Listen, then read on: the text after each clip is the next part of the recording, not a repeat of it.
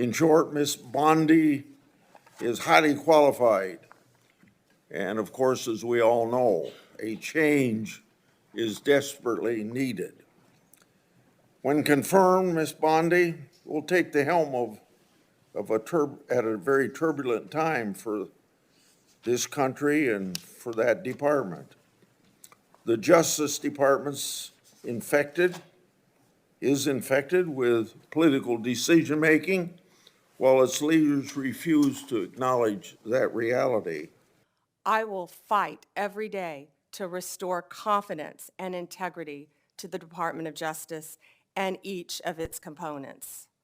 The partisanship, the weaponization will be gone. America will have one tier of justice for all.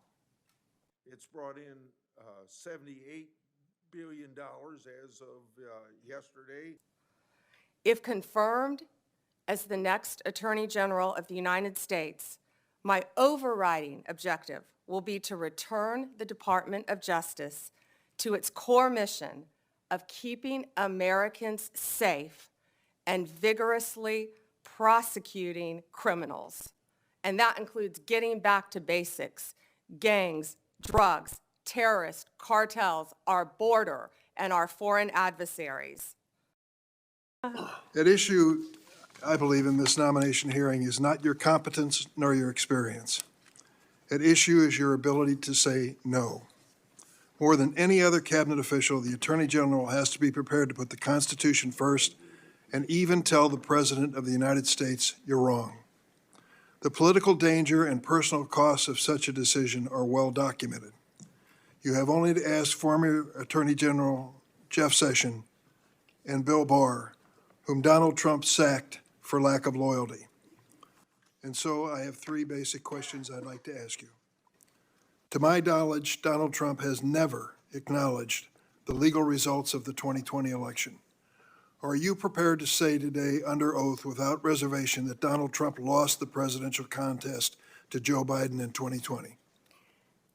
Ranking Member Durbin, President Biden is the President of the United States. He was duly sworn in, and he is the President of the United States.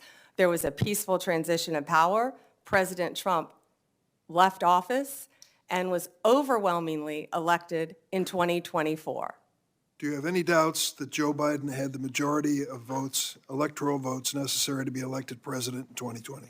You know, Senator, all I can tell you as a prosecutor is from my firsthand experience. And I accept the results. I accept, of course, that Joe Biden is President of the United States, but what I can tell you is what I saw firsthand when I went to Pennsylvania as an advocate for the campaign. I was an advocate for the campaign, and I was on the ground in Pennsylvania, and I saw many things there. But do I accept the results? Of course I do. You know, no one from either side of the aisle should want there to be any issues with election integrity. I think that question deserved a yes or no, and I think the length of your answer is an indication that you weren't prepared to answer yes. Let me ask a third question. Do you believe that the January 6 rioters who've been convicted of violent assaults on police officers should be pardoned?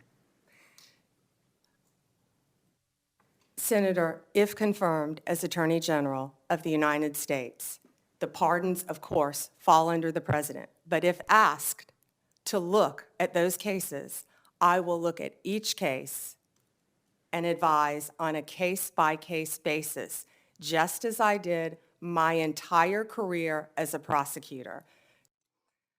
We fought to eliminate human trafficking by raising awareness. Questioning you right now about whether you will enforce an enemies list that he announced publicly on television. Oh, Senator, I'm sorry. There will never be an enemies list within the Department of Justice. Thank you. It would not be appropriate for a prosecutor to start with a name and look for a crime. It's a prosecutor's job to start with a crime and look for a name, correct? Senator, I think that is the whole problem with the weaponization that we have seen the last 4 years and what's been happening to Donald Trump. They targeted Donald Trump. They went after him, actually starting back in 2016. They targeted his campaign. They have launched countless investigations against him. That will not be the case if I am Attorney General. I will not politicize that office. I will not target people simply because of their political affiliation.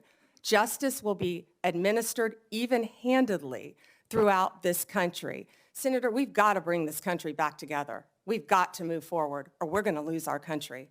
Yeah, I think the concern is that weaponization of the Justice Department may well occur under your tenure, and we want to make sure that that's not the case, that you remain independent.